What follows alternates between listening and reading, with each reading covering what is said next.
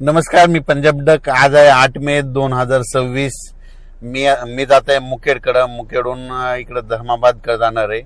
या ठिकाणून या भागात असल्यामुळे या शेतकऱ्याला एक अंदाज देणार आहे. हे मुखेड हे जवळपास नांदेड जिल्ह्यामध्ये. आज आहे 8 मे 2026. तर राज्यातल्या सर्व शेतकऱ्याला सांगू इच्छितो की आणखीन 8, 9 आणि 10 आणखीन 3 दिवसात राज्यामध्ये वातावरणात थोडा बदल राहणार आहे. बदलीचं वातावरण राहणार आहे आणि तुरळक भागात दुपारनंतर 4च्या नंतर पावसाच्या परिस्थिती निर्माण होणार आहे. सगळीकडे पडणार नाही. हे अवकाळी पाऊस आहे, मान्सून पूर्व पाऊस आहे, म्हणून हे विखुरलेल्या स्वरूपात आहे. म्हणून हा अंदाज सर्व शेतकऱ्यांना लक्षात यायचा. मग हे त्याच्यामध्ये नांदेड जिल्हा झालं, विदर्भामध्ये काय विदर्भ, पूर्व विदर्भ, पश्चिम विदर्भ, 5-11 जिल्ह्यामध्ये वर्धा, नागपूर, भंडारा, गोंदिया, चंद्रपूर, यवतमाळ, वाशिम, हिंगोली, अमरावती, अकोला, बुलढाणा याच्यामध्ये जिल्ह्यामधून 2-4 ठिकाणी 10-20 ठिकाणी असा अवकाळी पाऊस पडणार आहे. सर्वदूर पडणार नाही, म्हणून हा अंदाज त्या विदर्भातल्या शेतकऱ्यांना लक्षात यायचा.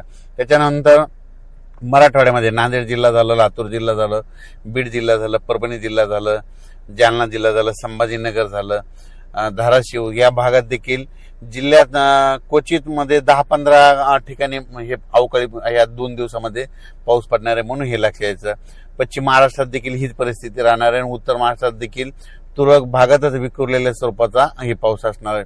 पण राज्यातल्या हळद लागवड करण्यासाठी आणि ऊस ज्यांचा वाळत आहे त्या ऊसासाठी एक आनंदाची बातमी. कारण की राज्यामध्ये 15 मे ते 20 मेच्या दरम्यान राज्यात चांगला पावसाळ्यासारखा पाऊस येणार आहे, म्हणून हा अंदाज लक्षात यायचा.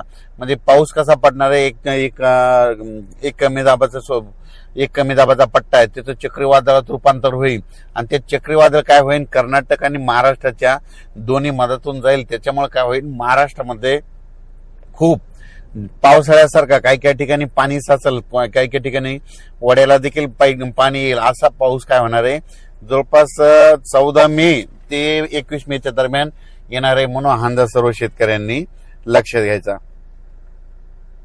मग सांगायचं झालं तर नाही, हे पाऊस पूर्व विदर्भ, पश्चिम विदर्भ आणि त्या नेमकं पूर्व आणि पश्चिम विदर्भामध्ये शेतकऱ्याची हळदी शिजवायले, तर त्यांना सुद्धा सांगू इच्छितो की तुम्ही काय करा, जवळपास 14 मे पर्यंत तुम्ही तुमच्या हळदी काढून झाकून ठेवा. कारण की 15 ते 20च्या दरम्यान चांगला पावसाळ्यासारखा पाऊस विदर्भात पडणार आहे, म्हणून हे लक्षात यायचं.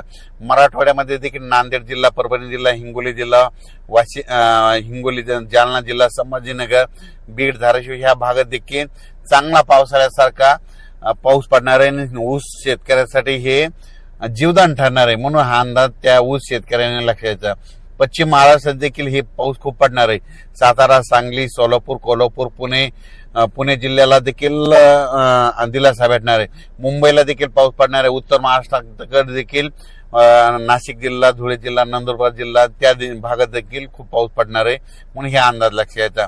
म्हणजे सांगायचं झालं तर 14 मे पासूनच काही भागामध्ये थोडी बदल व्हायला सुरुवात होईल. मात्र 17 ते 22चा पाऊस राज्यामध्ये ठिकठिकाणी काही ठिकाणी मुसळधार बी पडेल, काही ठिकाणी रिमझिम पडेल, कुठं सोडून देईल, काही भागात जास्त होईल, त्याच्यामध्ये गारपीट देखील होईल, म्हणून हे अंदाज देखील सर्व शेतकऱ्यांनी लक्षात यायचा. त्याच्यानंतर आता मी इकडे मुखेड तेलंगणाकडे आहे, म्हणून तुम्हाला सांगतो तेलंगणातल्या देखील खूप पाऊस पडणार आहे, म्हणून तेलंगणातल्या शेतकऱ्यांनी अंदाज लक्षात यायचा. कर्नाटककडे भागाच्या बाजूला असल्यामुळं कर्नाटकच्या देखील शेतकऱ्यांनी अंदाज लक्षात यायचा. तुमच्याकडे देखील म्हणजे जवळपास 14 मे ते 22 मेचा पाऊस कर्नाटक आणि तेलंगणा खूप पावसाळ्याच्या पेक्षा जास्त पडणार आहे, म्हणून हे अंदाज लक्षात यायचा.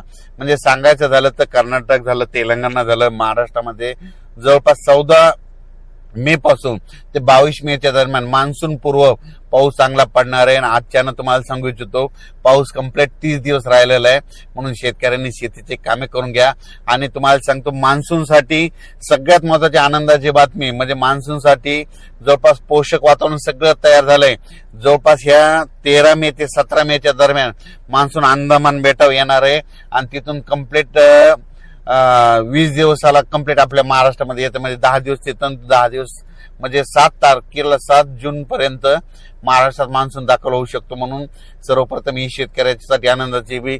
पण 14 मे ते 22 मेच्या दरम्यान राज्यामध्ये हे जे अवकाळी पाऊस येईल त्याच्यामध्ये विजाचं प्रमाण जास्त आहे. म्हणून शेतकऱ्यांनी झाडाखाली थांबू नये, नारळाच्या झाडाखाली उभं राहू नये, आंब्याच्या झाडाखाली थांबू नये, कारण की याच्यामध्ये विजाचं देखील प्रमाण जास्त आहे.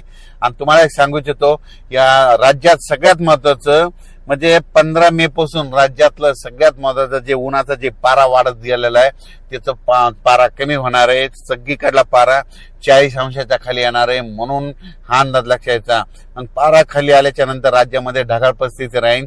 काही काही ठिकाणी पाऊस देखील आहे. मुंबईकरांना देखील उकाड्यापासून दिलासा भेटणार आहे. पुणेकरांना देखील उकाड्यापासून दिलासा भेटणार आहे. संभाजीनगरकरांना देखील उकाड्यापासून दिलासा भेटणार आहे. सांगायचं झालं तर पूर्व विदर्भ, पश्चिम विदर्भ, दक्षिण महाराष्ट्र, उत्तर महाराष्ट्र, कोकणपट्टी, खानदेश सगळीकडे 14 मे पासून दररोज वेगवेगळ्या 2-2 दिवस वेगवेगळ्या भागात मुक्काम करत हे पाऊस पूर्व मोसमी पाऊस हे बरसणार आहे. म्हणून अंदाज सर्व शेतकऱ्यांनी लक्षात